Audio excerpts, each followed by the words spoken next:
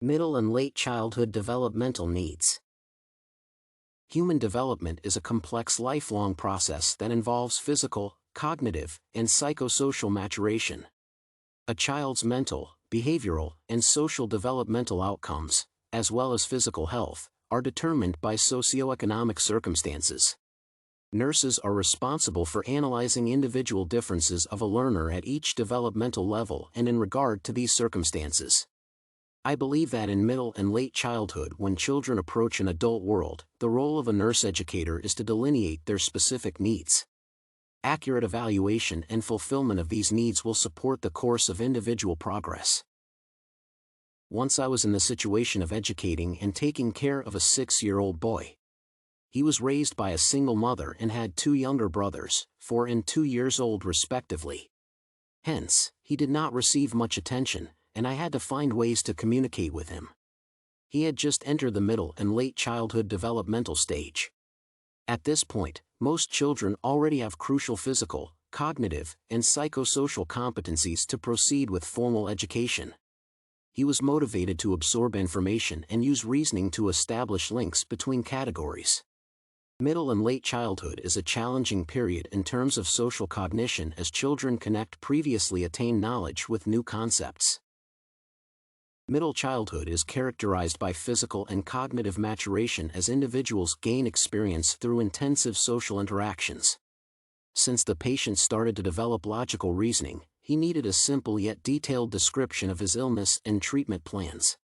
Casual thinking allows for establishing a connection between the cause of an illness and its consequences, including social ones, such as isolation from family and friends. However, at this stage, the boy lacked profound abstract thinking, thus, requiring step-by-step guidance. In this particular case, the patient also had special psycho-emotional needs as an older sibling in the family. Children who interact with young siblings tend to be more caring and attentive to others. The boy demonstrated more robust emotional competencies such as stress resistance and patience in comparison with peers. Furthermore, this stage of development implies an ability to distinguish fantasy and fiction from reality. The patient wanted to understand key concepts to fight inner fears that are spurred by a vivid imagination. I tried to be as precise as possible, letting the patient feel confident and improving his self-esteem. At the same time, the boy expressed a sincere interest in medical terminology and tools. It seemed necessary to satisfy this curiosity by using analogies and conceptual illustrations. Looking back, I would listen more to determine gaps in comprehending the information given, thus, inviting the patient to discuss and participate. I would also prepare the child for necessary interventions, such as taking a blood test, well in advance. This preparation time gives a chance to deal with emotions successfully and predict further actions. To conclude, development stages are crucial elements in the process of gaining and improving skills. Middle and late childhood is not a static developmental period but rather a phase when a child begins forming opinions and learns to engage in sophisticated conversations.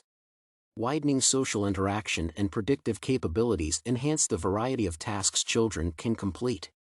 As a nurse, I tried to employ logical and straightforward explanations and focused on the patient's cognitive needs. I reckon that it is essential to be flexible and employ step-by-step guidance so that a child has time to coordinate multiple social categories and cooperate with an educator.